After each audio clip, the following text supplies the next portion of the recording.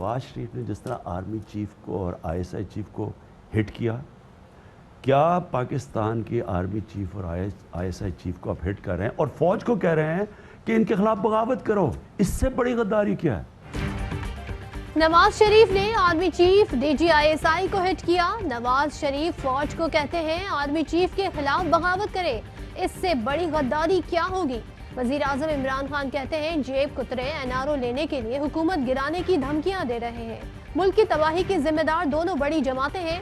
हुसैन हक्कानी भारतीय लॉबी के साथ काम कर रहा है। भारत पाकिस्तान के 3 टुकड़े करना चाहता है, लेकिन पाक अफवाज की वजह से पाकिस्तान महफूज है।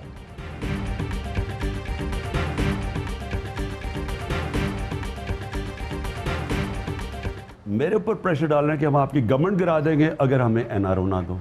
हमने इनको जब तक ये पैसे वापस नहीं करेंगे हमने इनको नहीं छोड़ना। मैं इनकी शक्लें जो देखता हूँ, जितना शोर मचा रहे हैं, इन सबको खतरा है कि ये जेलों में जाएंगे। जब तक मुल्क की लूटी दौलत वापस नहीं करेंगे नहीं छोड़ूंगा।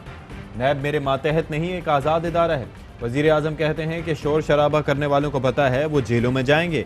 ऑपोजिशन नजरिए के नहीं, चोरी का पैसा बचाने की जंग लड़ रही है। पाकिस्तान में लोग सिर्फ पैसा बनाने के लिए सियासत में आते हैं। गैर मुल्की मीडिया ने आसिफ जरदारी और नवाज शरीफ पर डॉक्यूमेंट्रीज बनाई, उनकी करप्शन पर मज़ामीन लिखे गए। नवाज शरीफ हमारे दौर में इलाज का बहाना बनाकर मुल्क से बाहर गया। नवाज शरीफ के दोनों बेटे इसहाक डार और उनके फर्जंद भी मुल्क से भागे हुए हैं। सलमान शहबाज भी भागा। तरक्की पजीर ममालिक में वाइट कॉलर मुजरिमों को पकड़ना मुश्किल होता है। पाकिस्तान में करप्शन के खिलाफ कार्रवाई को इंतकाम का नाम दिया जाता है।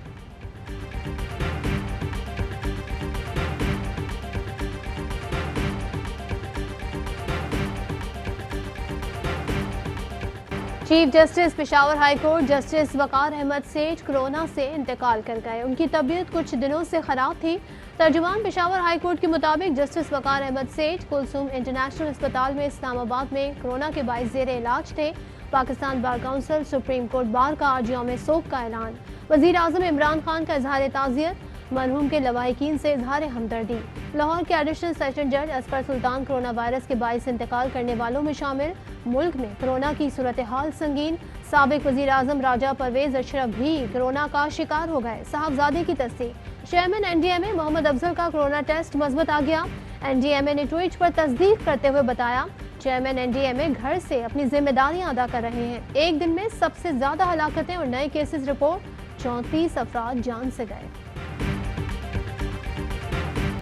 वफाकी वज़रा अरकान असम्बली को गिलगित बल्तिस्तान बदर नहीं किया जाएगा। वज़रा और अरकान असम्बली गिलगित बल्तिस्तान में इलेक्शन मुहिम में हिस्सा नहीं ले सकेंगे। अपीलेट कोर्ट का फैसला। गिलगित बल्तिस्तान चीफ कोर्ट का अरकान पार्लियामान को इंतखाबी सरगर्मियों से रोकने का फैसला बरकरार। गिलगित बल्तिस्तान चीफ कोर्ट फैसले के खिलाफ पीपल्स पार्टी की नजरसानी की अपील मुस्तरद। बिलावल भुट्टो समेत मुंतखब नुमाइंदे इंतखाबी मुहिम नहीं चला सकते, अदालत का हुक्म।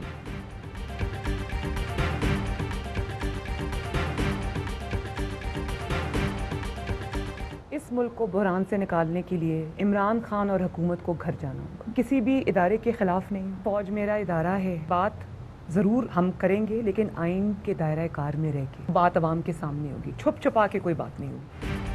फौज से बात हो सकती है, शर्त है कि तहरीक इंसाफ की हुकूमत को घर भेजे। मरियम नवाज का बड़ा यू टर्न, एस्टेब्लिशमेंट से मुज़ाकरात का इंदिया दे दिया। बीबीसी को इंटरव्यू में कहा, फौज मेरा इदारा है, हम जरूर बात करेंगे, छुप छुपा कर नहीं, अवाम के सामने आइन के दायरे कार में। दावा किया कि एस्टेब्लिशमेंट ने उनके इर्द गिर्द मौजूद बहुत से लोगों से राब्ते किए, बरहाए रास्त किसी ने राब्ता नहीं किया। कहती हैं डायलॉग तो अब पाकिस्तान के अवाम के साथ हो रहा है। इतना अच्छा हो रहा है कि जो भी फोर्सेस हैं और जाली हुकूमत घबराए हुए हैं। घबराहट में ऐसी गलतियां कर रहे हैं कि अकल हैरान रह जाती है। मुल्क को बहरान से निकालने के लिए इमरान हुकूमत को घर जाना होगा।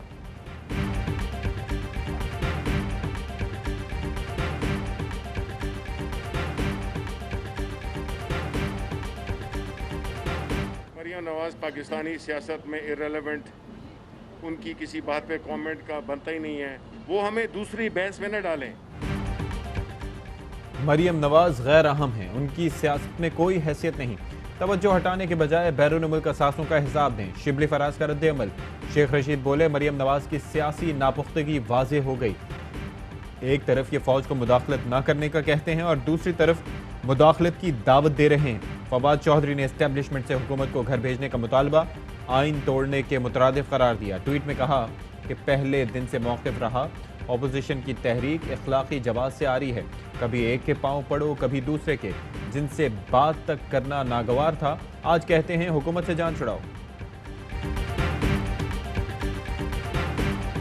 PMLN की डिमांड है कि हम फ़ौज से बात करने के लिए तैयार हैं। मुस्लिम लीग नून के बयानिए का फ्रॉड है वो खुल के सामने आ गया है। असल बयानिया ये है कि किसी तरीके से भी इनकी जान बख्शी हो, NRO हो और इनको इक़्तिदार दोबारा मिल सके। मुस्लिम लीग नून की डिमांड है फौज से बात करने को तैयार है। एक तरफ इनका बयानिया देखें, दूसरी तरफ बयान में तजाद देखें। मामून खुसूसी एहतसाब शहजाद अकबर कहते हैं नून लीग का असल बयानिया है किसी तरह NRO और इख्तिदार मिल जाए, जिसने भी बदनवानी की वो पकड़े जा रहे हैं। आने वाले दिनों में मजीद चीखें सुनाई देंगी। विफाकी वजीर हमाद अजहर ने ट्वीट किया, गैर जमहूरी गैर आइनी ख्वाहिश के पीछे कौमी इदारों पर जुमलेबाजी की गई, मुल्क को नुकसान पहुँचाने वाला बयानिया अपनाया गया। गवर्नर सिंध इमरान इस्माइल ने कहा मरियम नवाज के बयान से अफसोस हुआ, ये कौन सा आईनी तरीका है और किस से बात कर रही हैं कि हुकूमत को हटाया जाए।